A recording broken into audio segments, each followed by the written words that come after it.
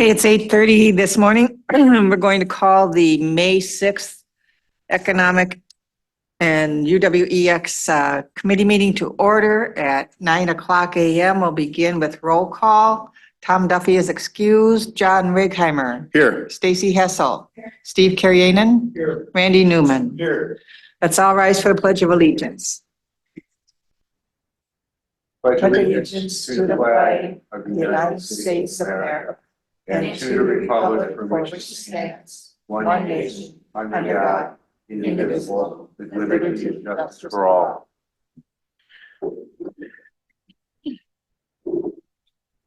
Okay, Can you hit number 4? We will begin with elections. Oh, okay. We get new chair and vice chair today. So I'm going to open the floor for nominations for the position of chair first. The person receiving a majority vote of members entitled to a seat shall be declared elected. This vote shall take place by voice vote. If no majority is reached, we will continue to vote. Once the candidates have been nominated, they will be afforded the opportunity to speak for 3 minutes. So at this time, I'm going to open the floor. Oops, I forgot the certification. I should say that. This meeting has been noticed to the public and news media as required by section 19.84 of the Wisconsin statutes. Snuck that in. I'm going to open the floor for nominations for the position of chair. Do I have any nominations?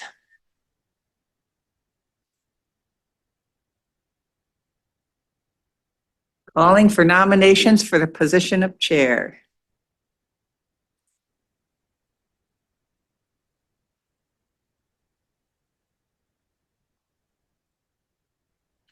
Okay, we have a nomination by Stacy Hessel for John Righeimer. Do we have a second call for nominations for the position of chair? Third and last call for positions for the position of chair. Okay, hearing none, we will close that section of the election and cast a unanimous vote for John Righeimer as chair for the Economic Development Committee. All in favor say aye. Opposed? Motion carried. Congratulations. Sir, would you like me to conduct the vice chair election? Sure. Okay. We'll do the same process for the position of vice chair. Do I have any nominations for the position of vice chair? I'll nominate Stacy Hessel. Do we have a second nomination for position of vice chair? Third and last call for nominations for the position of vice chair. All in favor say aye. Opposed, same sign. Motion carried. Congratulations to you both. Now next week or next month, we will have the name signs out for your positions. So take over. Thanks, Lynn. Thank you very much. All right, meeting agenda is set. Public comments. Linda?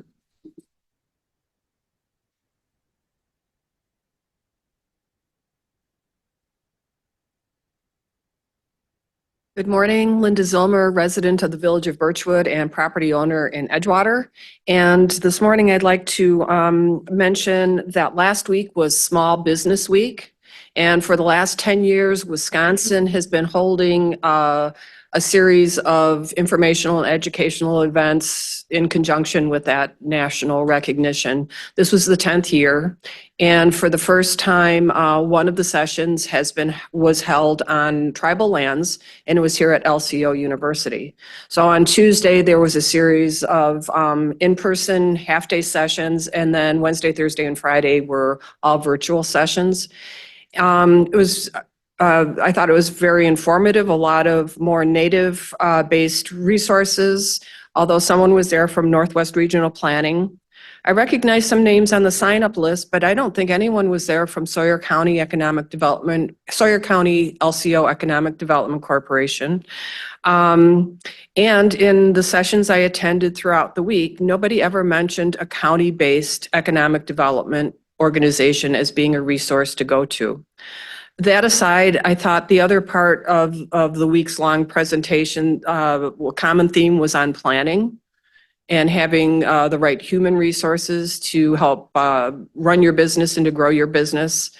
And one thing that Sawyer County has never done is it's never done a strategic plan. And I think, especially with new supervisors on board and then coming up on a new budget year, again, it's time to make that request to have department heads inform their committees of jurisdiction about what they're mandated to do, all the things that they do, and to help inform supervisors, just as if you're running a business, what staffing do they need and what resources do they need to deliver the services. Thank you.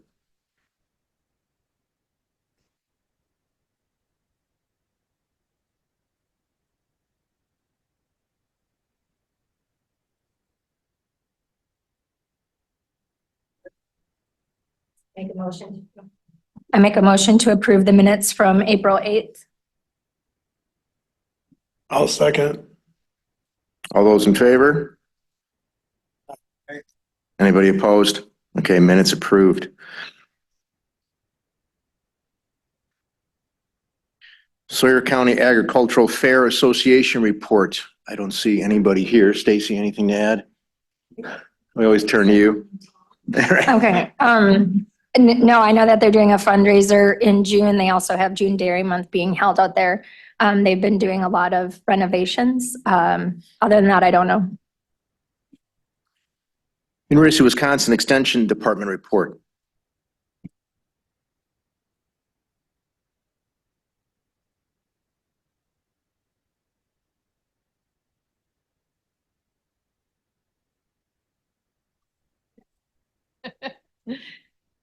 All right, good morning. My name is Lori Baltrushis, and I'm the Area Extension Director. And so I just want to give you a quick overview, especially for new members, of what Extension is. If you're not familiar with us, you get to hear my speech again, just a couple minutes. So I often think of Extension as an extension cord from the University of Wisconsin to various communities around the state. And so we connect our resources through the university to the state, but we also, I sometimes say I want to switch that extension cord around and say we connect back to the university the important things that are happening out in the state of Wisconsin. So anyway, extension cord is how I think about when I think about extension. The second thing I would mention is that the community is our classroom. So although we have office spaces here in the building, you often won't find our educators here in the building. They'll be out in the community, meeting with the public and doing education in the community. So our department's a little different than many of the departments here in the county. So the other part is that we have a contract with you.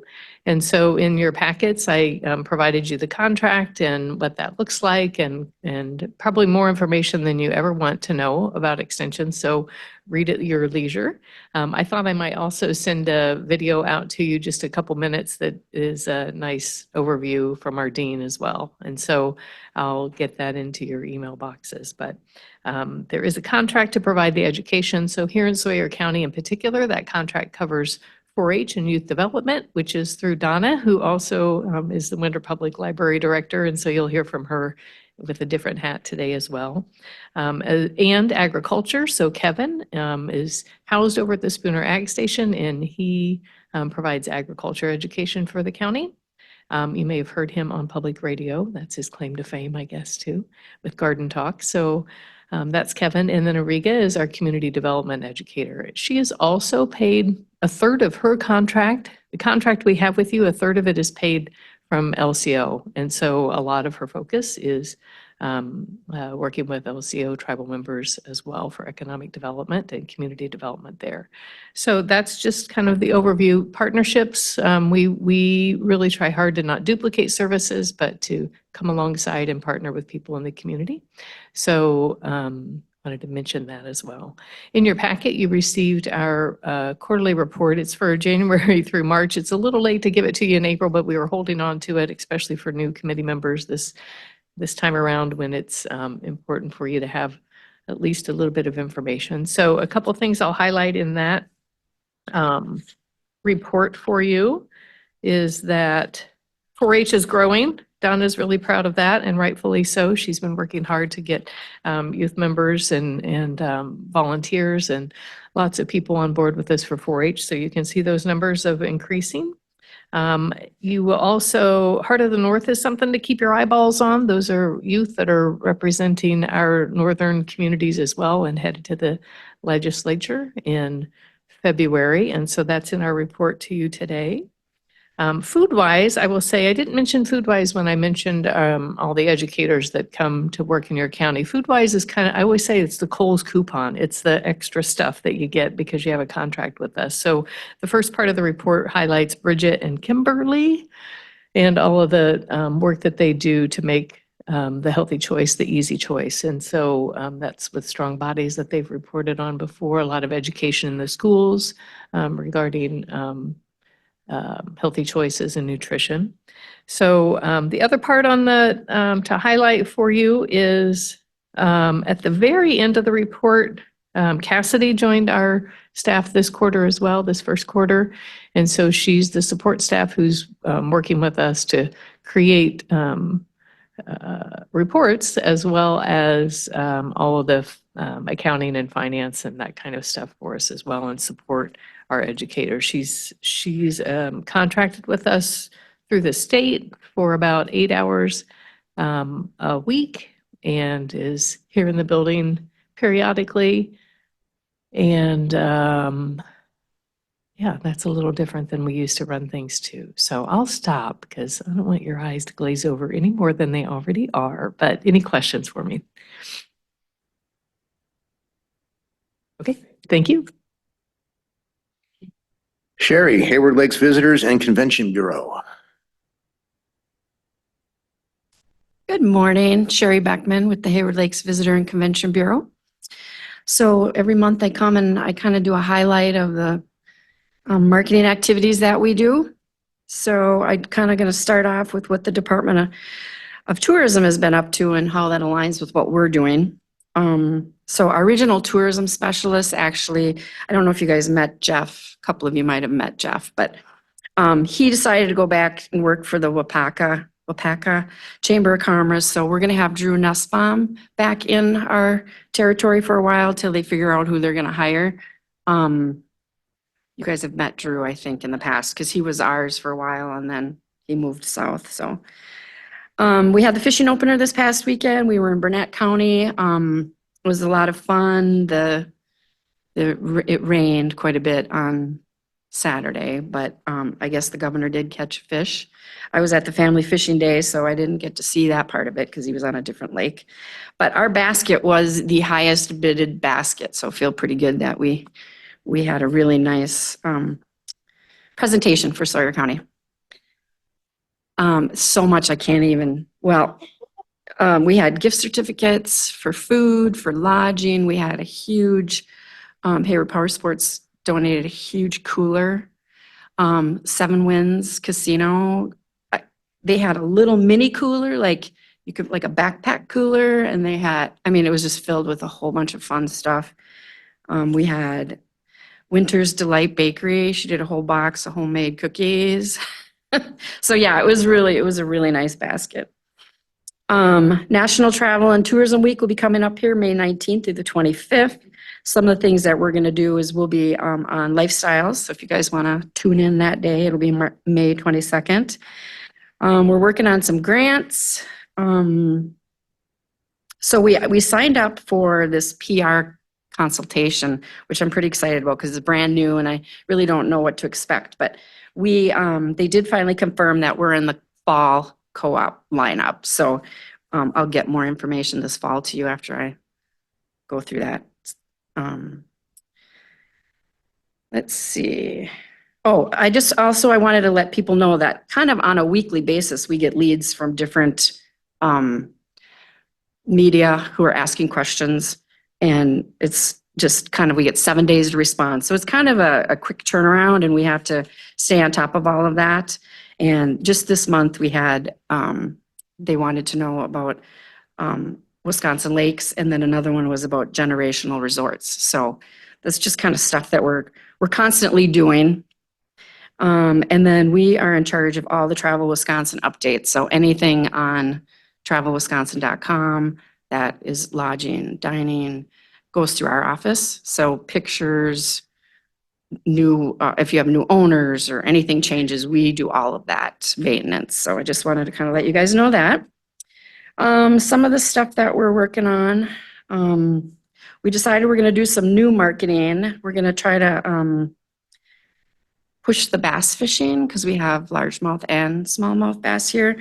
So we're going to try a banner ad with Bass Resource that just started May 1st. So we're going to do that for a couple months, see how it goes.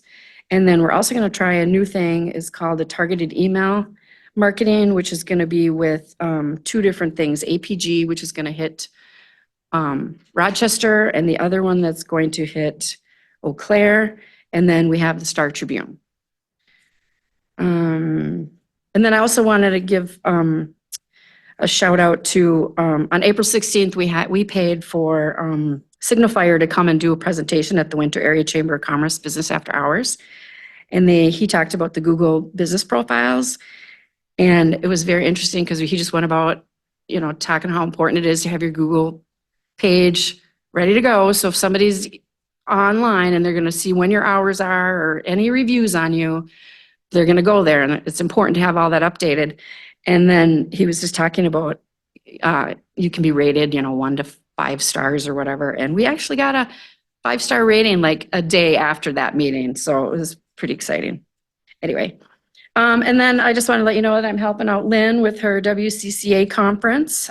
Chris, Ben, and I are going to do a Welcome Wisconsin Up North little introduction and welcome these 50 county clerks from around the state, show them how great Sawyer County is. I was interviewed on Spectrum News about ATV tourism on April 19th. And we also are in charge of NamakagonRiver.com or .org, I mean. So that's a website that we're constantly keeping updated with pictures and blogs and, keeping people interested in the river. And then this last one was that Northwest Regional Planning, they're doing a big, huge 2-year study. And so this is a little bit late because that was last week. But if you want, I have the recording. If you want, I can send it to you and you can listen to it. But any questions? How's summer looking? Do you have any Summer's idea? looking great. It's looking really good. Compared to years past or just, I think about the same. okay, excellent. Yeah. Yeah, it's looking good. We're always having trouble trying to find people for places to stay in July already. So, yeah.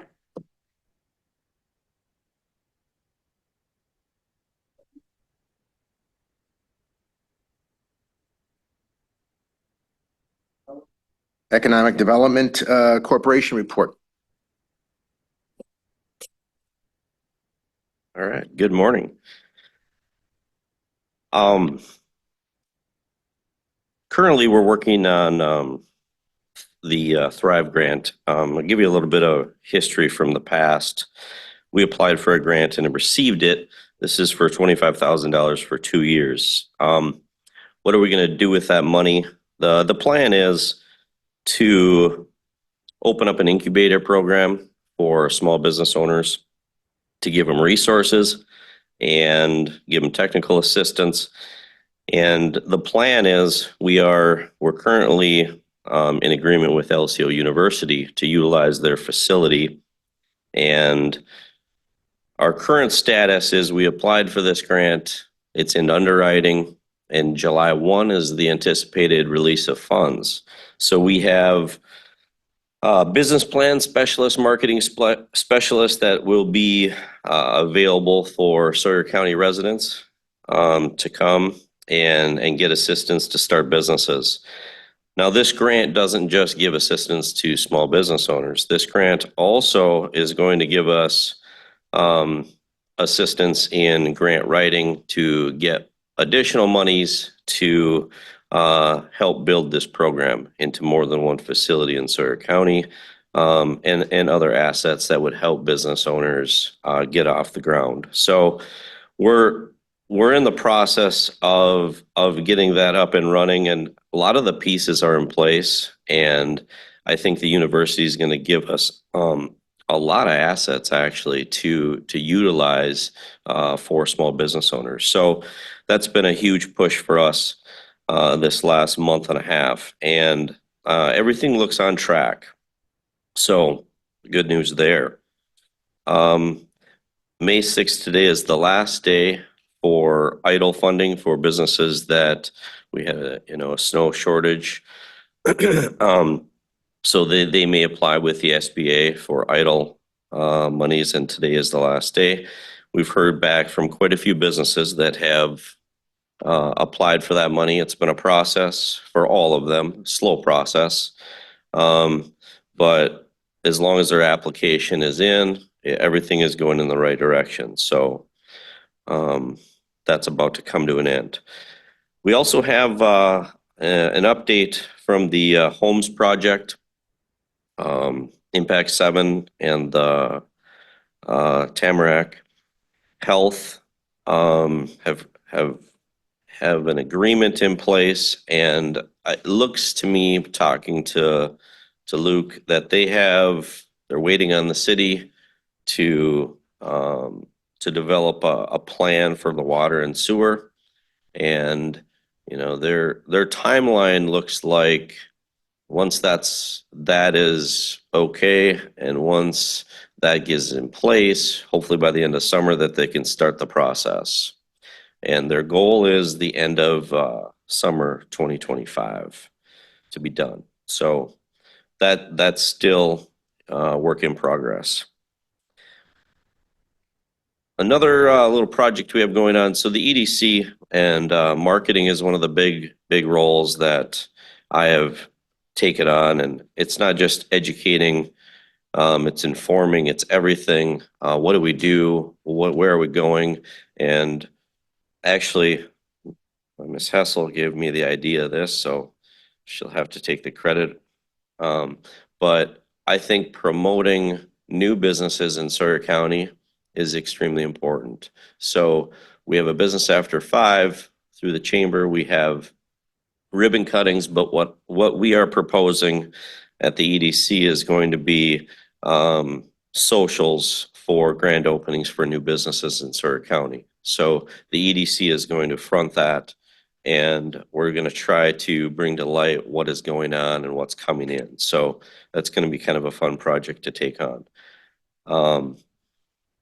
And then I also have a meeting coming up in May with Winter City Council, talk about housing and the housing situation in that part of our county. So that kind of sums up where we're going and what we're doing. If you guys have any questions? Yes, Ms. Hessel. Could you introduce yourself and tell a little bit about Sawyer County LCO to our new members? That's a good call. My name is Adam Lamori. Sawyer County LCO Economic Development Corporation is the organization that I help front. My job is to promote basically new business owners, opportunities, housing. And when it comes to work education, work experience, placement, I mean, basically everything encompassing what challenges our county. Daycare falls into that. So that's the purpose of the organization, and that's the ideas behind it. One other thing with purpose, Ariga is helping the EDC put together a strategic plan. We had one session last board meeting. We have another one, a couple-hour session to wrap it up this Thursday. So we're looking at updating our strategic plan and setting some new goals. So sorry for that lack of introduction. For the sake of the new members, I'm not to put you on the spot, but is there one choke point that you're dealing with that seems to touch all realms of what you're with? I mean, I would assume that choke point is housing, but maybe it's not.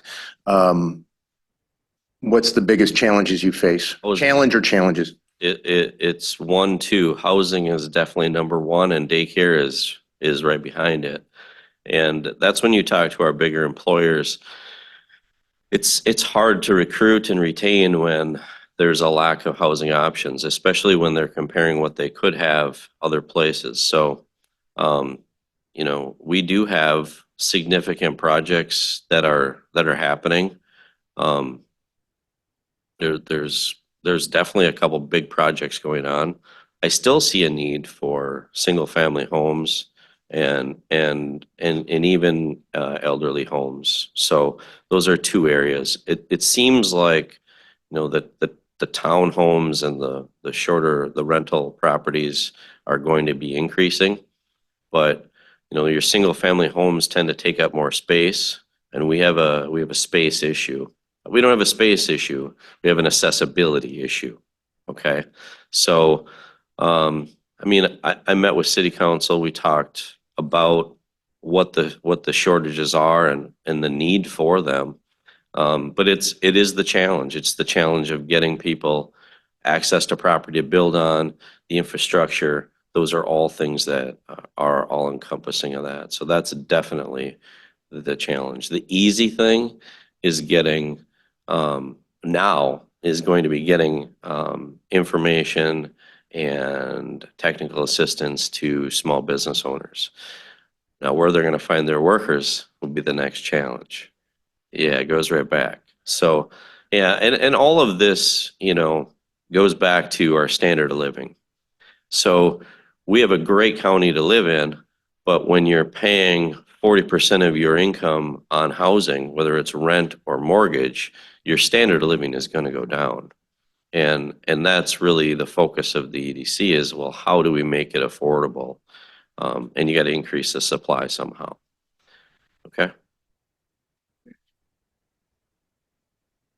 You can ask another question. So housing is the challenge. Is it just a matter of time to knock that down, or is there opposition or obstacles that have to be removed, or is it just a matter of doing A through Z? You don't make sense. I think it's going to, this is my opinion, I think it's going to come down to incentivizing some contractors to build. Okay. Once you get through the land part and assessing the land, what is going to be the incentive that they have to come to Sawyer County? Because they're getting them other places. So does that go back to like what they're doing, like Dave Armstrong in, is it Barron? Yeah, Barron County. Yeah. Similar to something like that? Yep. Yeah, he's a professional. Right. Got it down. And he has a lot of, it's also connecting the dots and learning what dots to connect, Right. reaching out and talking to people and where you can go. So what are the strategies? Well, I think just hearing about it is helpful here. At least we're talking about it. Yeah, we're talking about it. That's what I've learned too. Yeah. Because I have a lot to learn. I have not put together those projects before.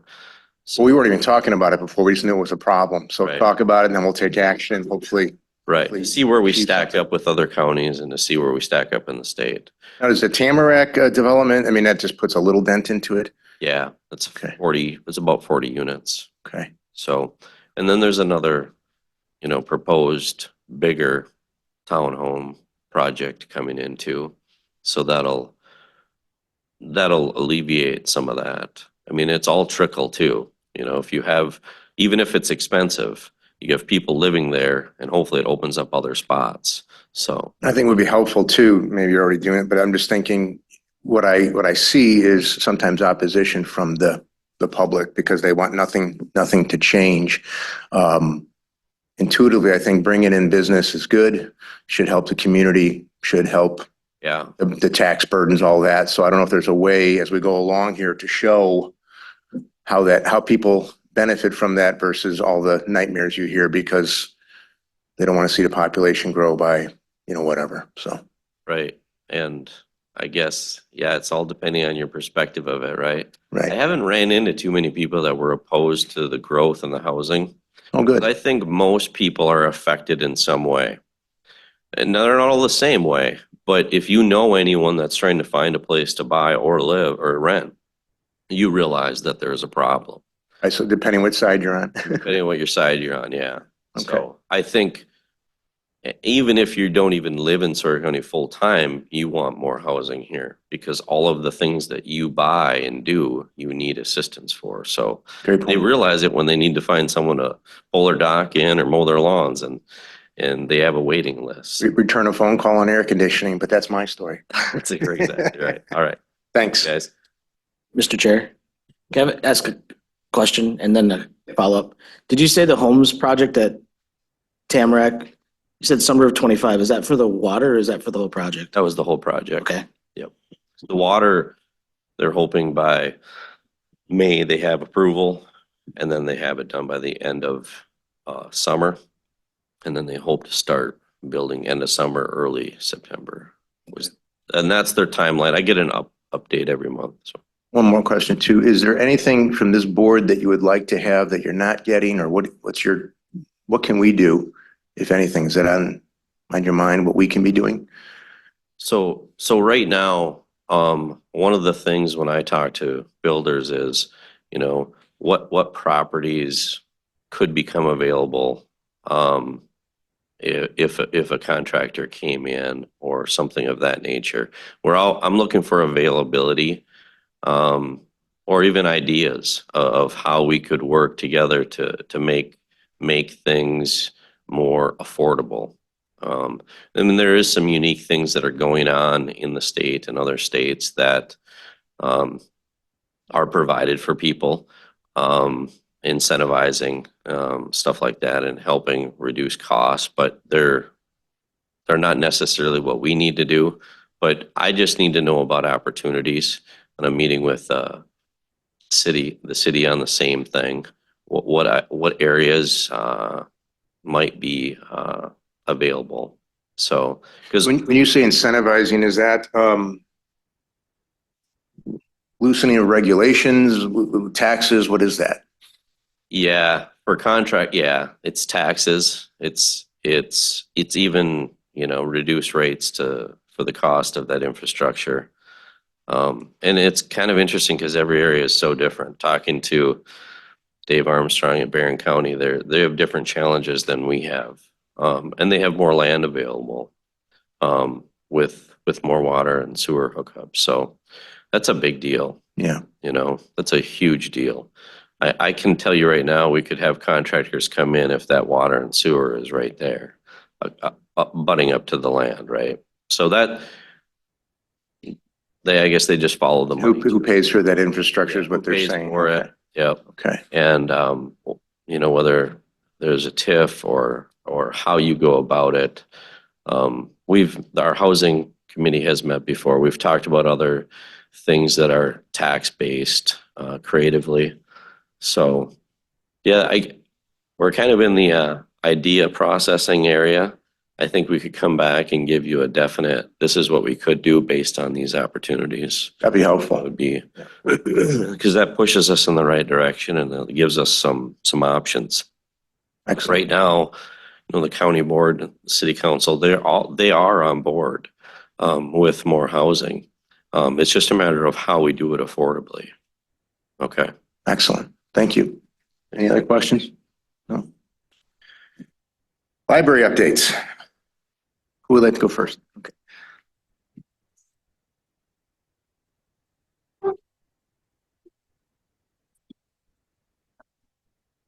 Good morning. I'm Ann Larson. I'm the Assistant Director and Program Coordinator at the Sherman and Ruth Rice Community Library, which is just down the street.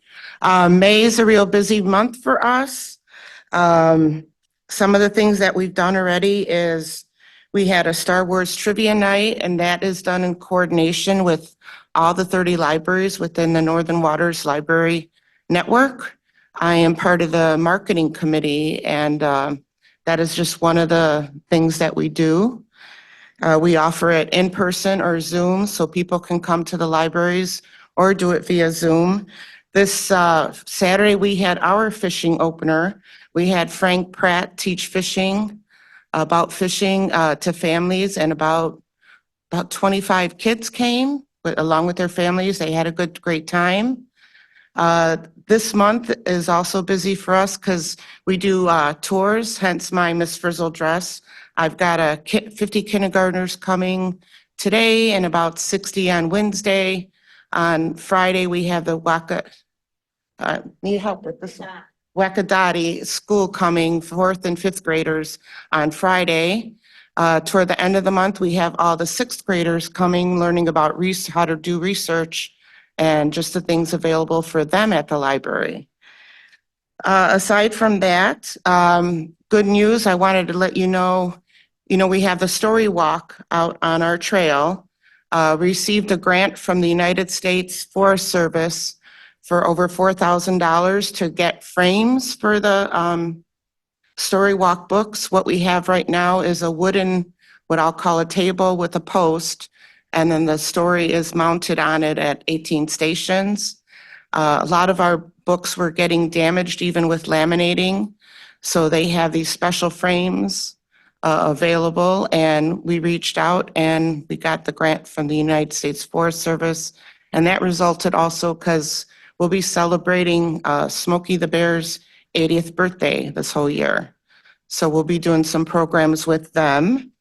Also on our grounds, you know that the Peter Toth statue is being worked on, and we are making posters and putting them around town. And the restoration guy is staying on our property in his camper for 3 days at a time. So that is what is going on there. Let's see. Yeah. Just that Guy, most of you are probably aware Guy Houston is heading the GoFundMe page for Sawyer County Historic Society. That was Molly, the director of the library. Today we had to unfortunately cancel our Hello Tech. We have a Hello Tech program for anybody who needs any help with their phone, with their Libby, with their computer. We're short on staff today, but also because I have the kindergarten tour and our meeting room is filled with AARP, so there's always a lot of things going on. But we reached out to everybody who signed up and are doing personal help for them. This week is also Children's Book Week. So any child who comes in, they can get a little raffle ticket and draw prizes, small prizes. And then tomorrow during story time, which happens every Tuesday at 10:15 from Northwest Connection Family Resources, they come in. We'll be giving out a book tomorrow, The Hungry Caterpillar. We continue to do the Writers Workshop once a month, and that's been well attended for 18 and older. And on the 18th, we're going to be working with kids, and that is the Kids Interactive Tools for Success on making custom baseball hat for kids. And let's see, that's about some of the things, and we're busy getting ready for summer reading. Any questions? Thank you.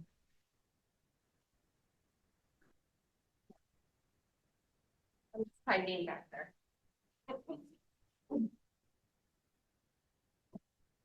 Hello, my name is Donna Nucky. I'm from the Winter Public Library. I'm the director there.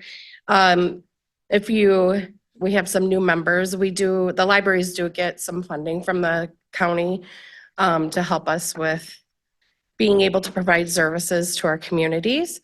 Our library is a 1,200 square foot library. It's fairly small, but we still are able to do quite a bit for our community and serve the needs in our community. You probably have the same report that I have in your packet. But we are this week focusing on connecting with the winter school. We do have groups that come down to the library and we offer reading or STEM programs for them to participate in. This year, we're trying to collaborate. There's a big reading event Wednesday night at the school, and we're working with the reading teacher there and trying to get youth reading all summer long and families involved. And it's very nice that we're working collaboratively and doing some kind of summer. We always do a summer reading program in winter at the library, but connecting this school and the school families. So we're super excited about that collaboration. And then we'll have a joint end of the year party, but we're just trying to see if that helps increase reading scores at the school and get youth excited about reading and learning more.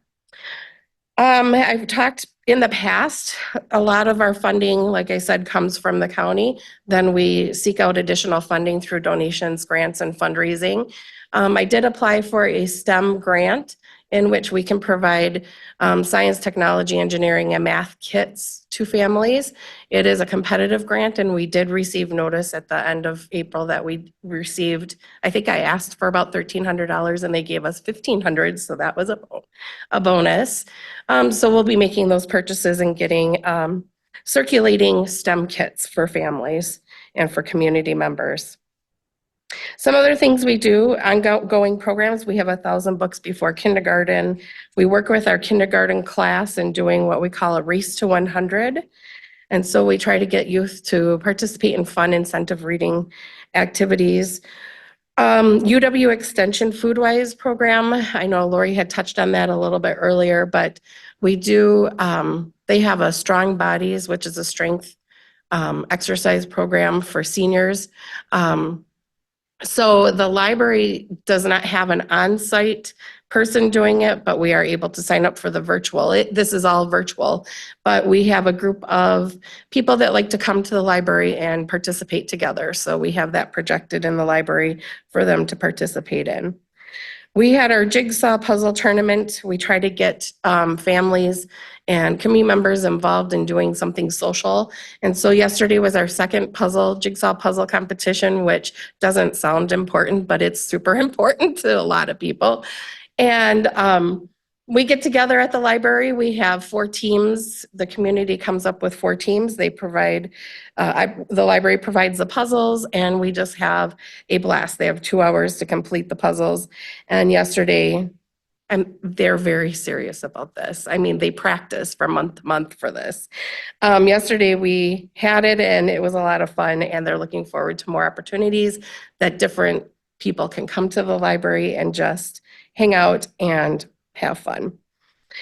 We have some upcoming events. Of course, summertime is our huge fundraising time because we have, winter grows during the summertime. So we have our Spring Fling book sale, where literally the library is transformed because of the space, is transformed into a huge indoor book sale. We have raffle tickets. We have our 2-mile color run and 10K race in July for the July Jubilee.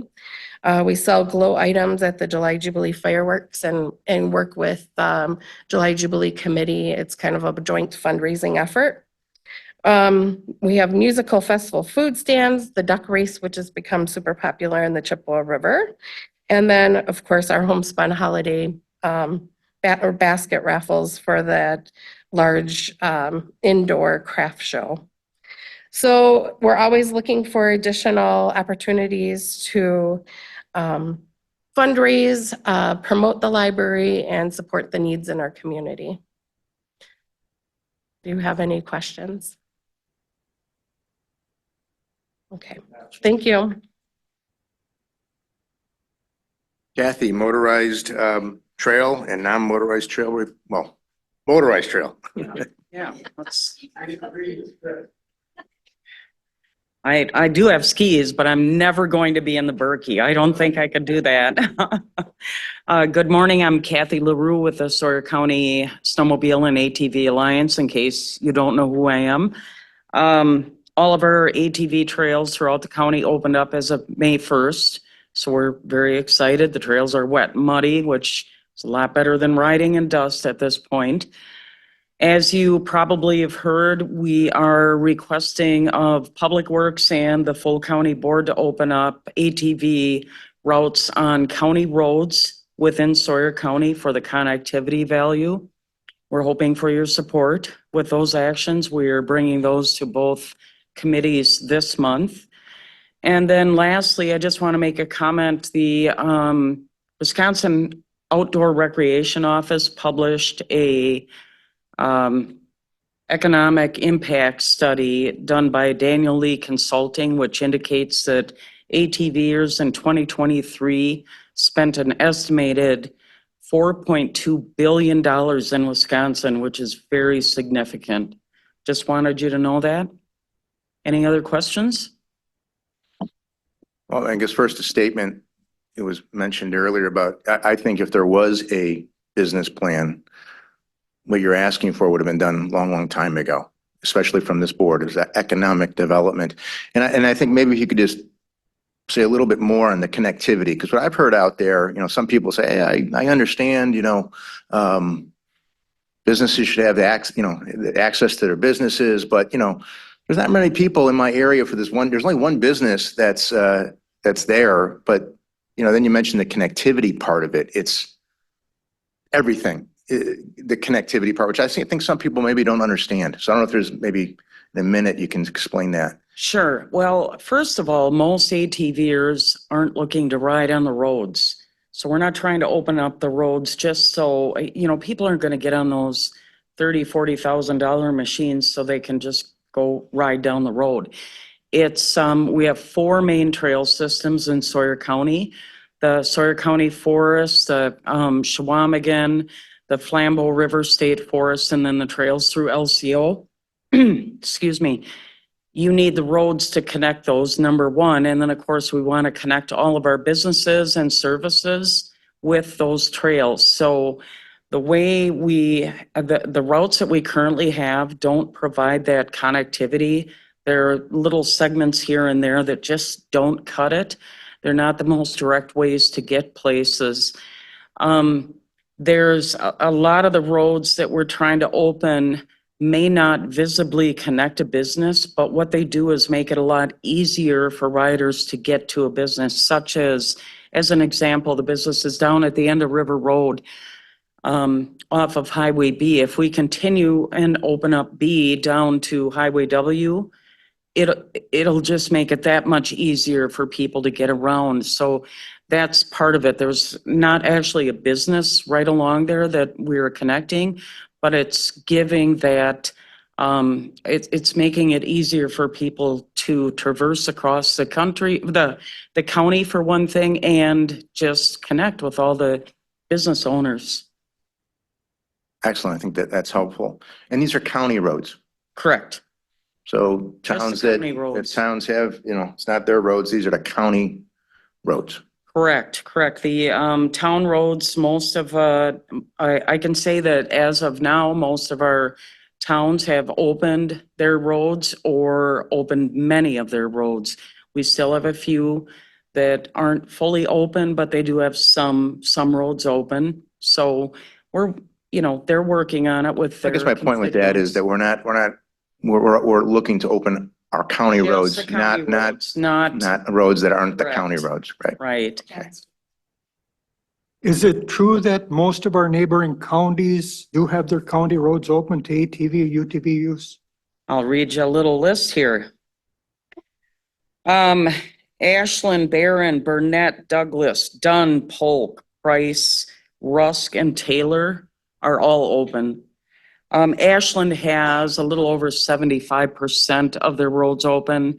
So I hesitated putting them in that, but when you look at their ATV map, they're so open, it's ridiculous. Bayfield County's at 46%. I've talked to their county officials and their tourism officials. They are intending to try and open that up. They were not successful this last time. Chippewa County's at 66% open. Eau Claire County with I think they have probably close to 500 miles of county roads. They're 75% of the way open. So everyone in the Northwest region is getting on the ball. Washburn County is still down there at 30% open, but they're going to be an island at some point here. Goes back to the tourism and stuff Sherry's talked about for many, many months. Correct. Any other questions? Randy, anything? No? All right, thank you. Thank you. Andy, broadband update. Any update? Lynn, can you, put that up on the screen?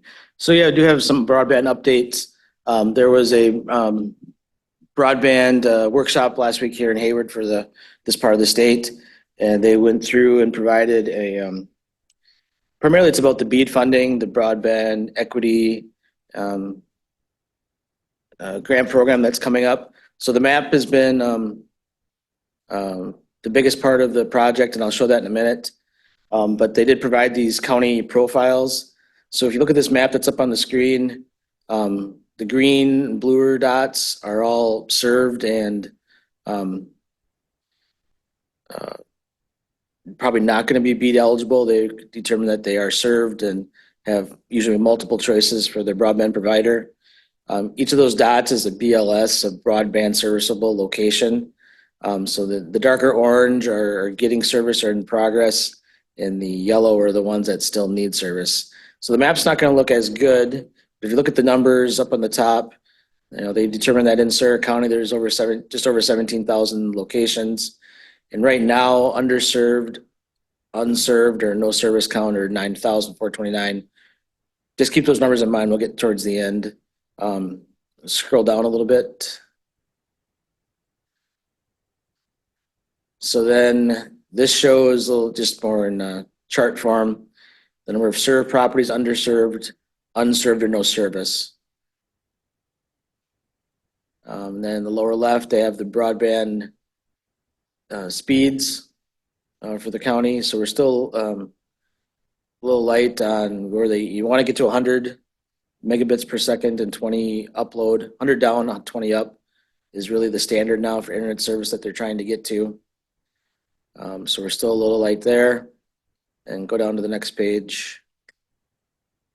So enforceable funding commitment are funds that are in process essentially that have been granted, but maybe aren't projects are not completed yet.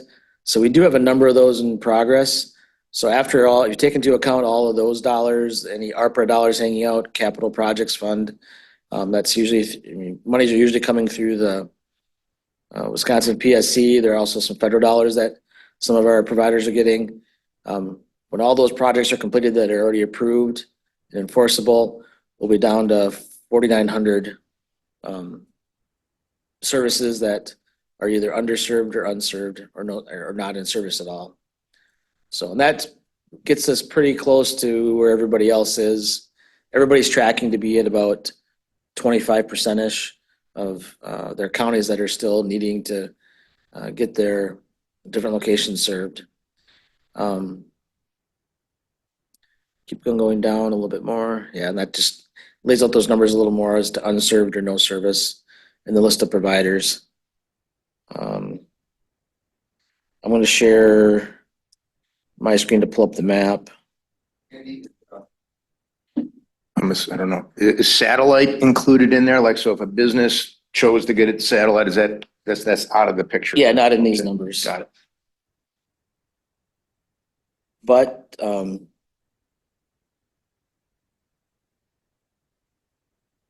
of the conversation last week is that I think, and I don't know if this has been said a lot, but it's being said more often now, is that ideally everybody would get a line to their house or their cabin, a fiber or something comparable. And that's probably just not going to happen. I mean, they're saying that pretty straightforward now, that there are some properties it just doesn't make sense to get service to. And they use the example, if you have a $100,000 cabin that's a mile off the road and it's going to cost a good portion of that to get the fiber back there, it just doesn't make sense for the provider. So in the BEAD funding, when that is available, they are saying that they will, when they look for solutions, they'll be taking non-wired into account. Like if people are proposing like a fixed wireless solution, that will be eligible for funding. So this is the BEAD map. If you go to the PSC, you can find it. When you zoom out and look at the rest of the state, you're going to see the purples and blues are good. That means they're served. And so there's, some concentrations. Our county maybe will always look a little underserved, and that's primarily because of all the public land that we have. It's probably never going to look real purple. There's always going to be unserved areas down in like the southeast portion of the county or the far east, northeast portions of our county. So you can see that we do have a lot of purple blue around Hayward, Northwoods Beach, and then down in the southwest portion where Mosaic has done a lot of work, and then BevCom is around the Radisson area. When you zoom in really tight on these areas, you'll turn into the actual BSL, the serviceable locations, right down to the house or the unit. So I know, this committee's asked about our map. This is probably the best map that's available. I'm not even sure if it makes any sense for us to maintain ours, because this should have the most current information. these triangles, anything with a triangle around it, you can zoom in all the way, means that there's an enforceable funding commitment in place. So if it's orange now, that should be turning at some point to a blue or purple because there's a project ongoing that's going to get it served. Down the lower left, it has the served, underserved, and then funding in progress. If it's a blue or purple, try to find some up here. So you can see, I guess this is down around Radis and Coudray. BevCom has a project in place with some of our funds as well as the PSC dollars. So a lot of that area is in progress right now or is already been served.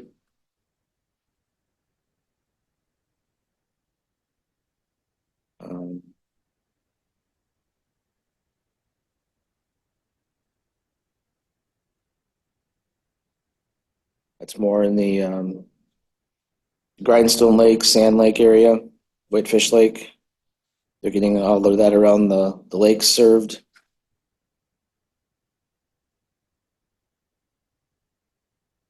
So yeah, if you want to go in and play, that's a good place to look. You can go right down to your house and see if it's served. Now, part of the process with the BEAD program is this is what they call right now the challenge map. And so providers, organizations, local governments can challenge what's on this map. And that's open. That opened last week and is open till the end of May. Just based on the discussions I had at the meeting last week, I'm not sure there's going to be a lot of challenges to it. I think this, because of this process, and the whole reason is that there's $1 billion worth of funding coming into the state within the next couple of years through the BEAD program. They're prioritizing the unserved, underserved areas. So they want to make sure they have those all identified. I think the state, because of that, has done a better job of putting this map together now, kind of taking all that information. But I'm not sure how we can challenge it, because I don't think we have any better information. But we'll be talking to the providers a little bit more and seeing if they're going to challenge it. But there's information going out now to the public that could be letting us know or letting the providers know if they think what the information on this map or within this map is either accurate or not. When you zoom right into a household or a BSL, as they call it, you can click on it and it will tell you the service level and how many providers are there. And but you know, the areas that are not purple and blue on this map are the ones where the BEAD funding is going to go. And then the BEAD process, I guess the other interesting thing is in the past, we've been a partner on some of these projects. The county put ARPA dollars into some of these, and we've also just been the letter of support and supported all the projects that have asked for our support as they go in to get federal or state funding. With the BEAD program, though, there's going to be a little bit different spin on that, where we're going to be put in the position to endorse projects. And so probably not a big deal if we have projects scattered around the county, separate geographies. But if there's multiple providers going to the same location, the same space, we might have to prioritize those as to who's our number one endorsement and then down the list. Great question. So I should say, Steve was with me at the broadband, and he can share what he heard. But Well, it was a very interesting session. Still trying to absorb what I should have absorbed at the meeting, just going through my notes and the different stuff, presentations, et cetera, they provided online for us to comb through after the event. But again, it's a big program. It's going to be over about a 5-year time span, to get everything funded. And again, the program does seek to provide, or the program is geared toward broadband equity, access, and deployment.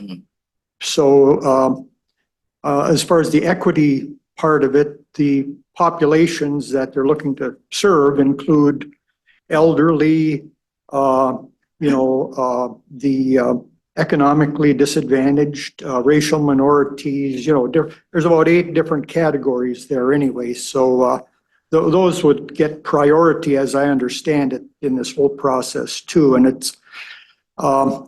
it almost seems like this process is, and they're still developing the second round of the guidelines for its implementation, which is supposed to be coming out very soon, as I understand it, right, Andy? Yep. Yeah. But at the end of the day, it seems like they've made this one a lot more difficult to navigate through simply because maybe some of the earlier funding, RDOF, et cetera, funding didn't come with too many strings attached. And some of the recipients of those earlier broadband grants haven't really shown much in terms of action yet. I don't want to name LTD broadband or anything like that, but there have been some disappointments around the country. There'll be multiple carriers that want into these areas, is what you're saying. There could be, we really haven't run into that here a ton. I mean, usually the providers. But when you say endorse, I mean, it sounded like there'd be multiple and we would say, we endorse XYZ, which I'm not sure how much weight that carries. Is that a decision? That's a part, I mean, they are giving local governments a little bit of a say in this process, I think more so than they have in the past. I mean, before you signed on as a partner, you put some money in, they could list you as having a financial, so you got points for that. Mhm. But now it's not so much about the money, it's about having this, something we haven't tried to do is pick winners and losers, and you're almost gonna end up doing that is picking who and part of it, they tell you can base it on the track record of the provider. Yeah, you're trying to make the best decision based upon their Yep. quality of work or Yep. whatever it may be, or That's what you're gonna. will end maybe up they would doing. help invest in a sewer and water system. Yeah. That's just a joke. Yep. I want to follow up on something Steve said too, with our map and the service we provide. There's 2 things that hurt us, and I'm not sure how many other areas it hurt. One was in the Connect America dollars, which were years ago. We name names, we might as well. Like CenturyLink got a good portion of those in this area, and they didn't connect everybody. They didn't put fiber to the premise. They did usually fiber to a node, and then it's still copper. And they had a very low bar to get over to use those dollars, and they probably did the minimum they had to as far as the number of rooftops within a census tract. They didn't have to do them all. They had to do, I think, a certain percentage, and they did that.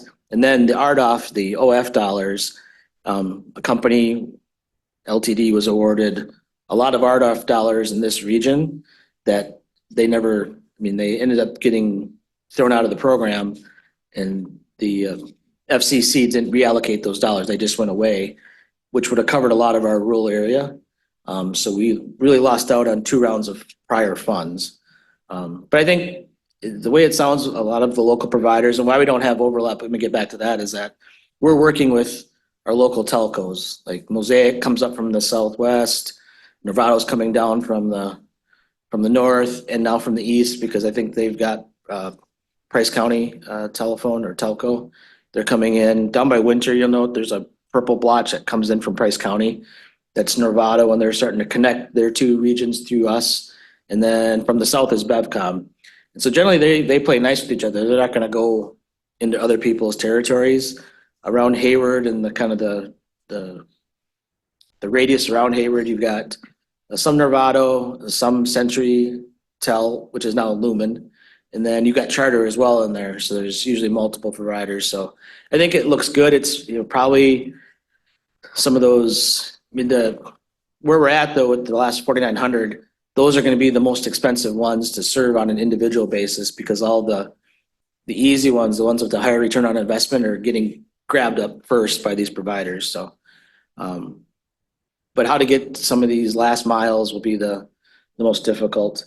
So that's coming, like Steve said, the state had to submit to the federal government a couple different things. One was what they call volume 1 was the BEAD challenge process.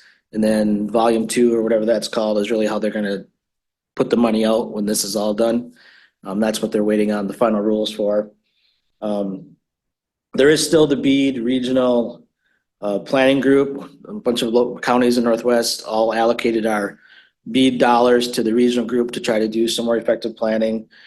We forgot to include that in the county board appointments, but that's why I had Steve kind of volunteered, but I kind of told him he was gonna go to the meeting last week because I had worked with him a little bit in the past. He's got some background in working in the broadband area. I didn't realize he had worked a little bit with Ed and Bruce 4 years ago on the ARPA dollars the county had put out. So it's great to have him on board. But we'll keep him working on it as well. Do you know on what level the schools were involved in that? Because I know we've done a lot of research because with the one-on-one learning, a lot of the students don't have service. So do you know if they tapped into the schools as a resource, whether it be Winter, Hayward, or Birchwood or anything? Not as far as that. I know they have a special recognition on the map as being community anchor institutions, but not so much looking at the service that their students have, just to make sure that the school itself has a priority for getting adequate broadband. Yeah, and that's never been a problem. It's just when they have to do the At home stuff at stuff. home. Yeah. Right. Yeah, I didn't hear anything along those lines. Oh, thanks, Steve and Andy. I just hear endorsement, my ears perk up, but hopefully there'll be competition for it. I don't think there's anybody here for LCO update. So we move on to Historical Society.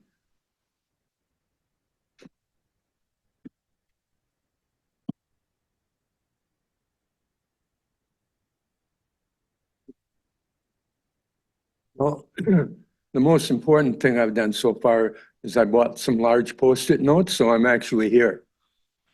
The last 2 months, I remembered it Monday afternoon. So we've been busy at the museum. We're getting things ready for our summer hours, which start after Memorial Day, which is Thursday, Friday, and Saturday. We'll be open noon to 4.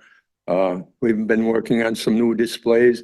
We got a large, very old wagon, you know, like the work wagon. It's got some huge wheels on it like this high, and that's set up in the bunkhouse. We've had people from St. Francis there this summer. They're gathering information because this is June, will be the 100th anniversary of St. Francis, and they are having a program and a service. Also, during the Lumberjack Show this year, there's going to be a trolley tour in Hayward on the Friday of the Lumberjack Show, and we've been asked to set up the online ticket sales for it and to have someone there at the visitor center when the 2 tours leave. It's a teacher from Minnesota that's doing it. He's been doing it where he lives for like 20 years every summer. And he has a place on Whitefish Lake. So he may be getting ready to retire and take up doing it here. They've sold around 25 tickets already. And the size of the trolley will depend on how many tickets are sold ahead of time. We're also working on a fundraiser. We're trying to raise $15,000 to restore and preserve the totem pole at the library. I think it was last Thursday, we're at like $7,900. And the gentleman that's doing the work will take $5,000 when he starts, and we'll keep raising the money. It won't cost the entire $15,000 for the restoration, but there's other improvements we'd like to make if we raise all the money. Our board member, Guy Houston, is the main one behind that. He's working on it quite hard. And we did have also the 7th graders from Northern Water School were at our museum last Thursday. They raked up all the pine needles in our front yard for us. They have a lot of energy, more than we do. We're thinking about doing a new display in our basement, one room dedicated to gangsters and criminals in Sawyer County. There seems to be a lot of interest in that. So that's just so far in the thinking process. So we'll work on that. We're going to put a fence around our logging sled in the front yard with 4x4 posts and some cap lights on it to show it off at night. So there's a lot to do there. So other than that, that's about A lot it. going on. Appreciate your work. Thank you. Yeah. Future agenda items, I don't know if there's any suggestions for that. Mr. Chair, Yes, sir. can I just combine number 19 and 20 for a second? Yes. Offer up some comments. Yep. So I kind of mentioned this at the board meeting and I want to revisit it here just because this committee, I think, ties in with a lot of our outside commissions and boards we're on. So I did have one update going back to the Planning Commission.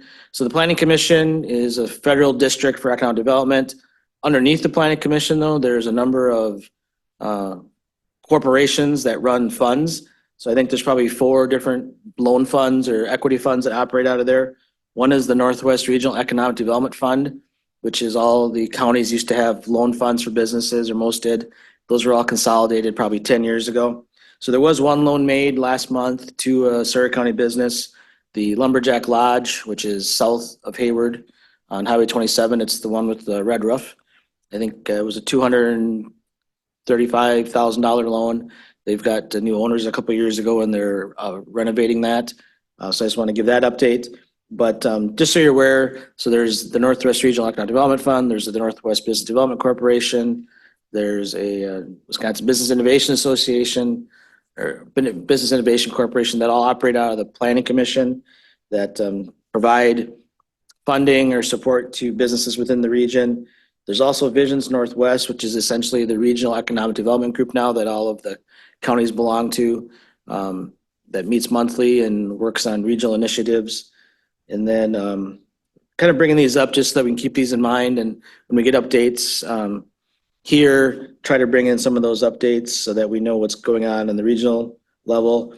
Like I said at the board meeting, some of these were just part of the oversight and governance to make sure they're running. Some, like the Planning Commission, we do have budget dollars that we put into them to help them operate. Along those same lines, there's something that we fund called the ITBEC, which used to stand for like International Trade, Business, and Economic Development. Really, that's been split now, so it primarily does tourism. I think they're rebranding themselves as Travel Northwest Wisconsin, finally. That's been like a 10-year discussion to get it named something that we know what it means. Sherry is our representative on there to the really the working part of that group. The board chairs make up the governing board. Kind of, I think, sprinkled into your report, you're referring to some of the things that Travel Northwest does, but it's the whole idea, though, that you can get some things done regionally. So they do maps like regional core, like trail maps and some regional marketing. It's kind of the funnel. The state does theirs, the region does theirs, helps drive all the traffic to the local entities. So when you see that in the budget, that's what that is. NORTAC is another one that you're going to be going to, is the regional trails group that is quarterbacked by the Planning Commission. Then we have the job development agencies, Northwest SEP, which Steve's going to be representing us on. They, bring in a lot of workforce development dollars from the region or from the federal government and the state. And they, should be working hand in hand with the Northwest WIB, which I don't believe we have anybody appointed to now. But when we talk about workforce, those are some of the agencies out there doing their work. And then PACE, I don't want to forget about that.